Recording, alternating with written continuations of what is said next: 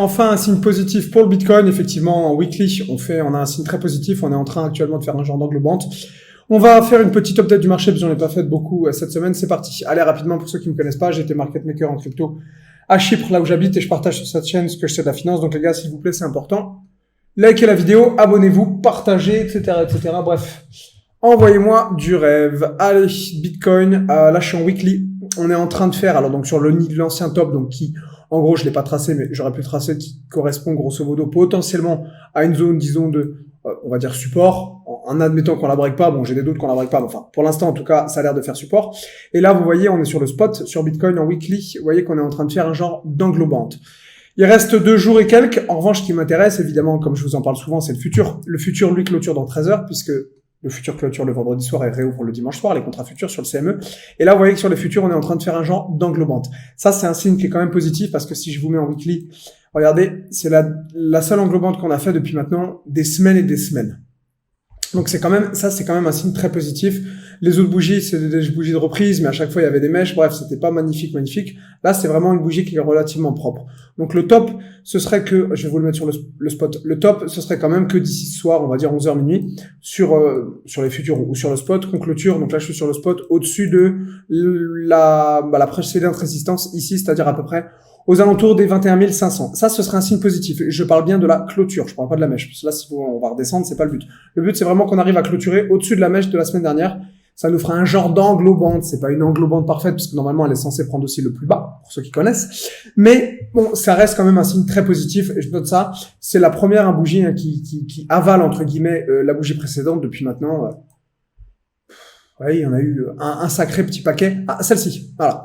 Depuis, en gros, le 20 décembre 2021. Donc, ça fait 196 jours, donc plus d'une demi-année quasiment qu'on n'a pas eu de ce signe positif. Vous voyez, la dernière, en gros, était ici. Donc là, on est en train de la faire. À voir comment ça clôture, mais je trouve ça relativement positif de mon point de vue. Allez, rapidement, je vais balayer le daily. Ah, on est dans un petit range. Je vais vous le montrer rapidement à l'écran. Ici, en gros, on avait fait un range. On savait pas trop, enfin moi en tout cas, je savais pas trop ce que le marché allait faire. De ce range, il l'a briqué par le bas. Et là, on est en train de faire la même chose. Donc, est-ce que le marché va briquer par le bas? J'en sais rien. On est au haut du range. Méfiance. Encore une fois, ce serait positif qu'on clôture, mais ça va demander des confirmations semaine prochaine. On va voir déjà la clôture de ce vendredi, donc ce soir, sur le futur. Et confirmation éventuellement semaine prochaine. Mais en tout cas, voilà. Moi, ce que ça me plaît dans le sens où le signal des weekly est plutôt bon. On tient le lance précédent niveau qui est quand même le top de la précédente bulle 2017, fin 2017, le top de 2017. Donc c'est plutôt encourageant jusque là. Ça veut pas dire qu'on va pas aller plus bas. Ne me faites pas dire ce que j'ai pas dit, mais je trouve que c'est quand même un signe plutôt positif. En tout cas, moi je vois ça comme quelque chose de plutôt positif. Le reste du marché suit, donc je vais pas vous faire l'analyse, je vous ai déjà analysé Bitcoin sur le futur et sur le spot, je pense que c'est suffisant. Ah oui, sur le futur, j'ai oublié de vous dire, on a comblé ce gap, mais le prochain gap, si jamais on remonte, ce sera du coup celui-ci. On va accrocher ça. Où est-ce qu'il est? Hop. Il sera clôturé, ce sera aux alentours des 28 740, précisément même.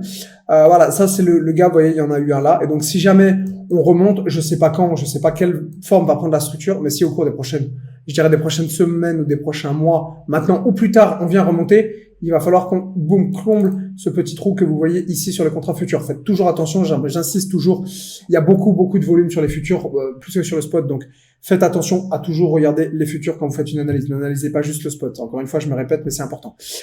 Voilà, qu'est-ce que je peux vous dire d'autre? Si, on peut éventuellement regarder, si vous voulez, le marché, puisqu'on a clôturé la semaine, j'aurais dû le faire la semaine dernière. One month, on va regarder vite le marché en un mois, si vous voulez, pour voir un petit peu ce qu'il nous donne. Bon, pour l'instant, ça vient de commencer, mais vous voyez que c'est quand même pas génial.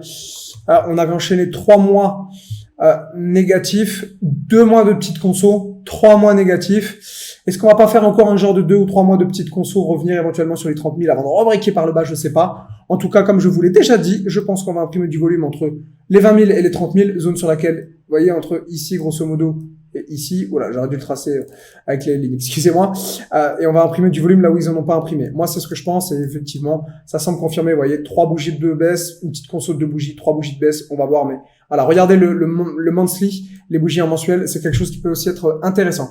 Voilà, c'est tout, je ne m'étale pas plus, sinon ça va être trop long.